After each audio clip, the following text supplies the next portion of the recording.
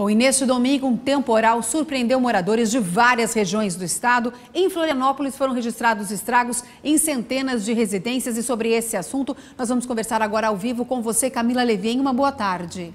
Boa tarde, Udiane. Boa tarde a quem está nos acompanhando. Realmente o temporal foi muito intenso. Foram registradas fortes chuvas de granizo que assustaram a população. Hoje pela manhã eu estive no norte da ilha, que foi o ponto mais atingido aqui em Florianópolis.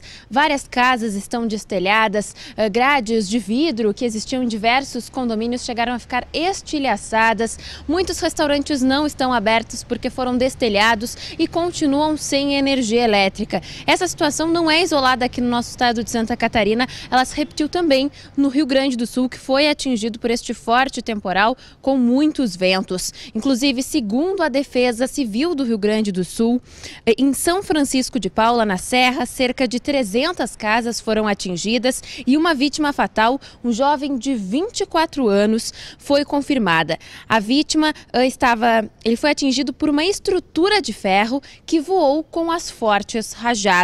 A Prefeitura de São Francisco de Paula informou que deve decretar estado de calamidade pública. E, Diane, logo mais eu volto com mais informações e também a explicação da Defesa Civil de que temporal foi esse, se realmente chegou a ser um ciclone subtropical, como que nós já enfrentamos em dezembro do ano passado.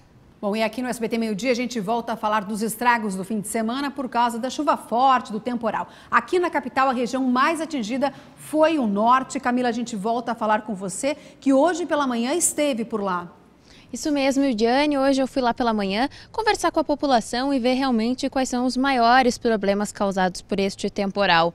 Foi possível ver assim um rastro de destruição causado pelo vento. Muitas placas estão tortas, quebradas, casas destelhadas e a população, principalmente os comerciantes, reclamam muito da demora para a retomada de energia elétrica, que muitas residências estão sem energia elétrica. Se estima hoje que cerca de 5.000 casas estejam ainda sem luz aqui em Florianópolis. Realmente é nos Ingleses e também em Santinho que a maioria das casas estão enfrentando problemas por causa deste temporal e também uma escola lá foi bastante atingida por causa desta chuva do domingo. Vamos dar uma olhada.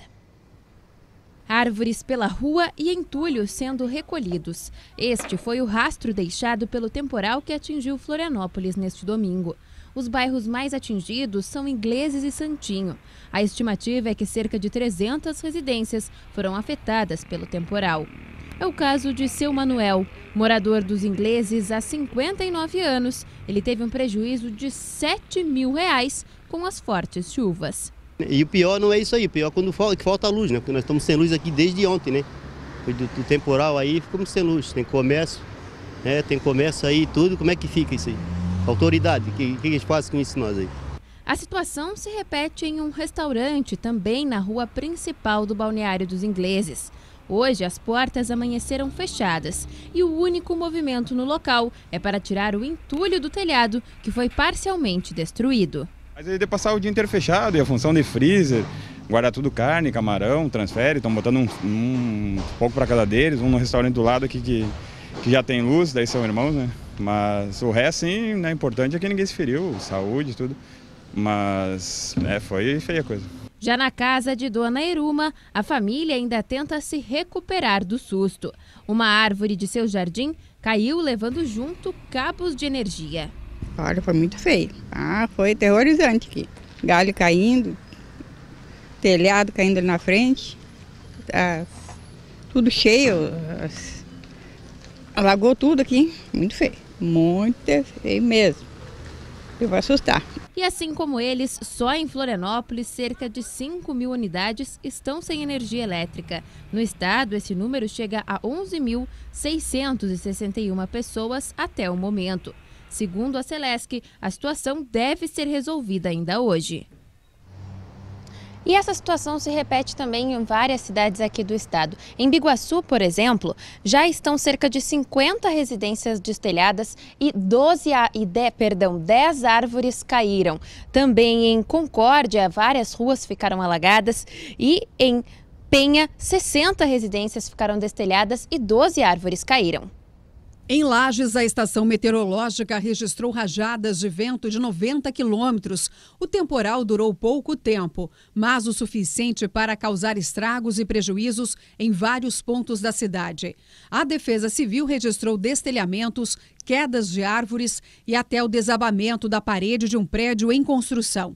Em Xaxim, devido aos fortes ventos, foram registradas 2 quedas de árvores e destelhamento parcial de 2 casas, além de pontos de alagamentos no bairro Alvorada. Chapecó e Pinhalzinho também foram afetados pela chuva de domingo.